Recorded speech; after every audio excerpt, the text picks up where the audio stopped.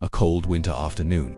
On the small university stadium, hundreds of students and teachers gathered to watch the annual long-distance race. From the stands, cheers echoed, filled with excitement and anticipation. More than 30 students stood at the starting line, burning with determination. Everyone was warming up carefully, eyes shining with resolve. They were amateur athletes, some with medals, some just regular trainers. But one face looked out of place. A third-year economics student. He had no athletic record, his small, pale frame making many spectators doubt he could last half the race. On the stands, a few classmates whispered, "Why is he even joining? He'll probably quit after a few laps. Yeah, he doesn't look strong enough at all." We heard it all. His heart raced, both nervous and anxious. Compared to the others, he had no advantage. But he stood here not to win, but because of a promise to himself. He remembered one evening in his shabby rented room when his father called.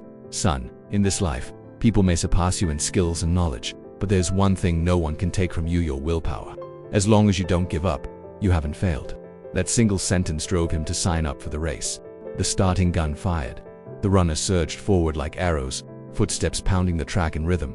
The crowd roared. The leaders ran fiercely, their faces glowing with confidence.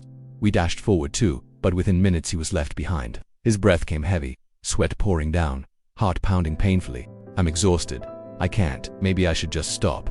The thought of giving up crept in, but then his father's image returned, sitting under the dim oil lamp, wary face but eyes full of trust. "Son, as long as you don't give up." We bit his lip and pressed on. Half the race passed. Some students already dropped out, sitting on the sidelines gasping for air. A few stumbled, some cramped up. The line of runners thinned. At the very back, we dragged his aching legs forward.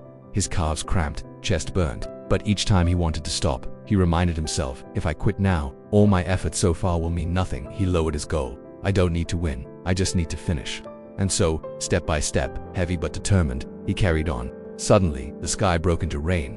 Cold drops fell, turning the track slippery. Clothes soaked through, clinging to skin, hair plastered down, water streaming across his face. On the stands, many spectators left in the chill. Several runners gave up too, unwilling to endure the storm. The number heading toward the finish line grew fewer and fewer. We shivered, his feet stabbed with pain, but he clenched his teeth. "No, I can't stop. As long as I can breathe, I will keep running." Through blurred eyes, the finish line faintly appeared. In the last few hundred meters, we barely felt his legs. All he heard was the pounding of his heart, his ragged breath, and the relentless rain. Those who stayed in the stands began to notice a thin young man, drenched to the bone, face strained with exhaustion but eyes blazing, still forcing himself forward, each step carved through the storm, slow yet unyielding. And then, with sudden cheers rising, we crossed the finish line. He collapsed, gasping on the wet ground. But, instantly, thunderous applause erupted from the stands. Not because we was first, he wasn't even close, but because he had done what over half the other runners couldn't. He finished. The coach came over, helping him up, his voice warm with pride.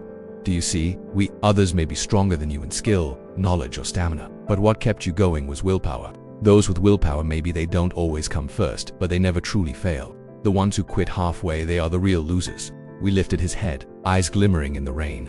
In that moment, he understood life doesn't always demand you to be number one. What matters is not quitting. He smiled faintly. The cold rain of that day turned out to be the greatest gift, etching forever in his heart the lesson about the strength of will. Final message. Willpower doesn't guarantee you'll always be the winner, but it ensures you'll never be the quitter. And in the race of life, only those who persevere to the end can truly be called successful.